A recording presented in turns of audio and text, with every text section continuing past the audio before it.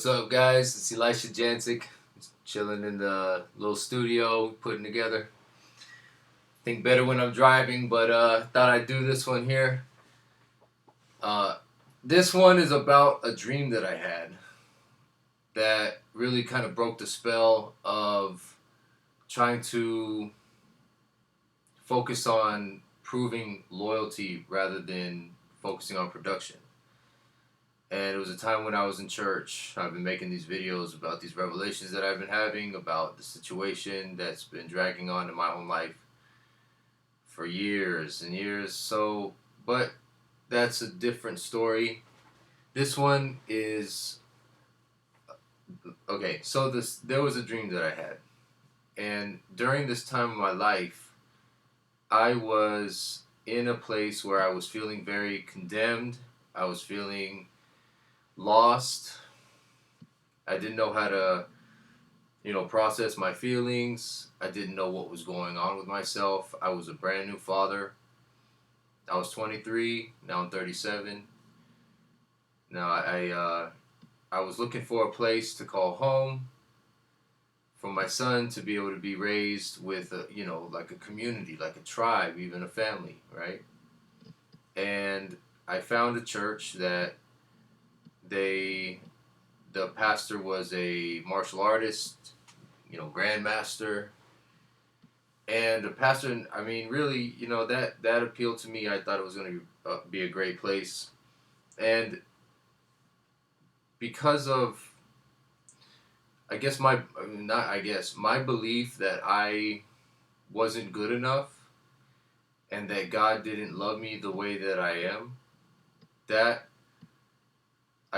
because now I know it's called repetition compulsion when you grow up in a very unsupportive environment, and then you end up kind of looking for those relationships, not kind of, you look for those relationships, not logically, because in your mind, you want, a better life or whatever.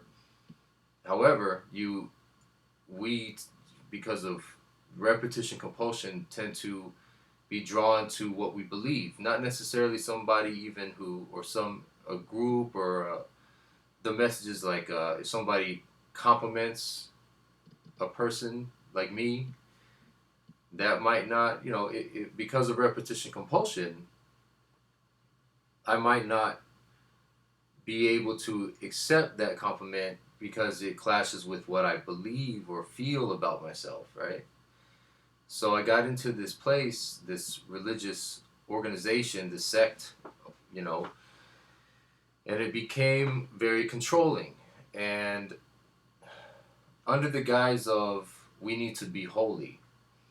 And it went down to literally not being able to have facial hair, or, not being able to not cut your hair, or not even have short sleeves. And it was I had such a hard time with these little things that, and there were inconsistencies on the other side too. I saw how the people preaching these standards didn't follow them when they didn't feel like it. Not those simple, I mean, just saying, like, in general, like, I realized, because of repetition compulsion, I realized that really we were being manipulated, because we were trying so hard to please God. Oh, that's the thing. It was under the guise of pleasing God, we had to obey this, basically a cult leader, right? Now, I went through that process. I tried my best, right? Um, there were things that I couldn't ever really completely accept. However, I tried, okay? So in this moment where I'm really feeling like this is important, I want to be pleasing to God, this man of God is saying, this is what you have to do. I had, so one night I had a dream. And this is all leading to the questioning of the actual doctrine itself, of what they believe of in particular. However, this is not a video about that. In the dream, I'm in the dream and I appear and I'm driving this.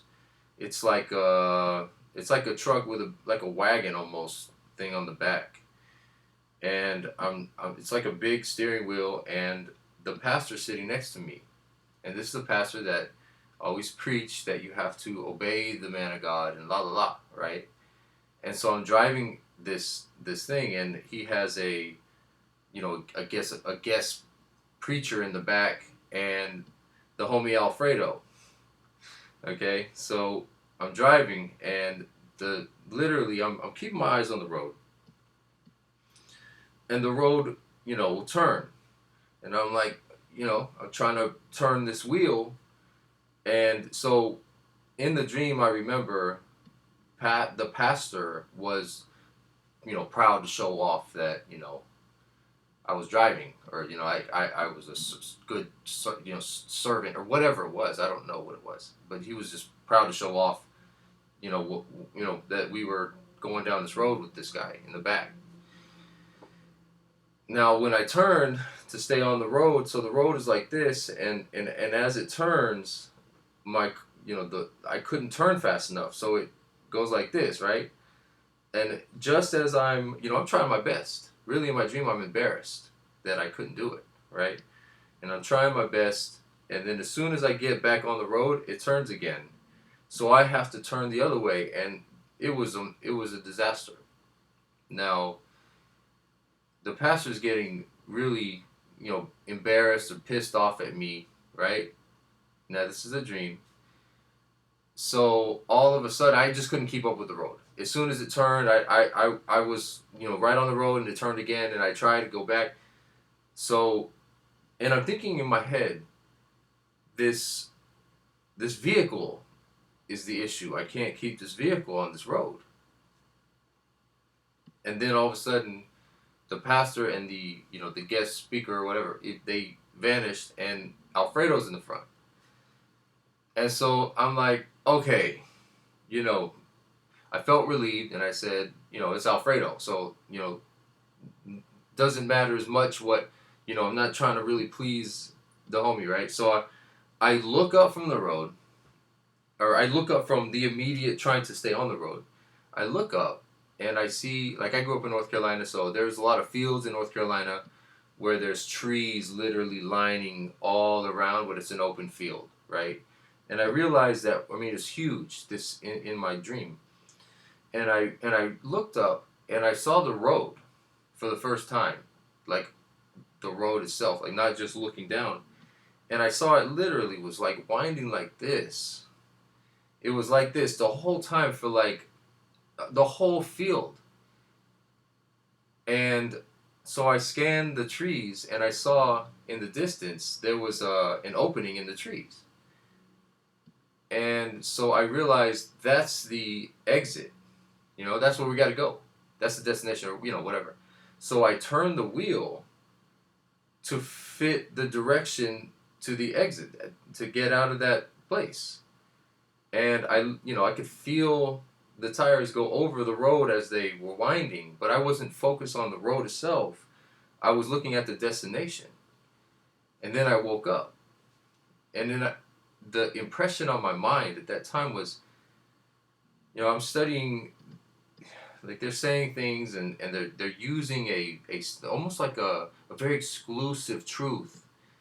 And because of that exclusive truth, and other churches don't have it, they try to use that exclusive truth to control people and say, look, if you want to, leave God, but otherwise you're going to have to, obey him, these standards that we have.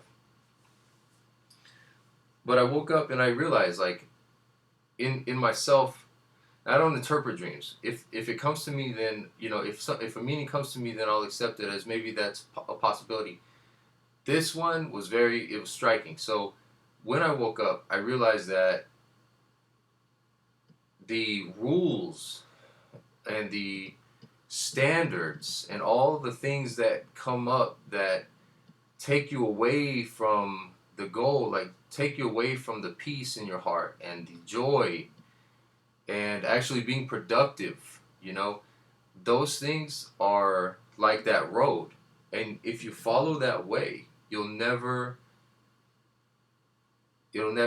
make it, because it's not meant for you to make it. And the vehicle to get there, I would say, is yourself. And it's like, do you really want to, do that when you could just focus on productivity, and focus on, what you need to do in life, right? And part of that is letting go of feeling like you're not good enough unless somebody like that is validating you. And literally after that dream, I realized, like, there's too much of this feeling that, you know it's almost like you become used to being controlled because you don't want to make any mistakes, right? Or whatever it is.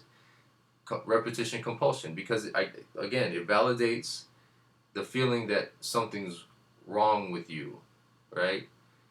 And if you grew up with that, then you'll look for relationships like that. And what better place to find that there's something wrong with you than a place that makes you change everything about yourself? So that's no, I hope that helps you guys. It gives you an idea of, like, the difference between being, like, following a religion and really just having a relationship with God. I think is the most important thing. All right. God bless you. See you on the next one.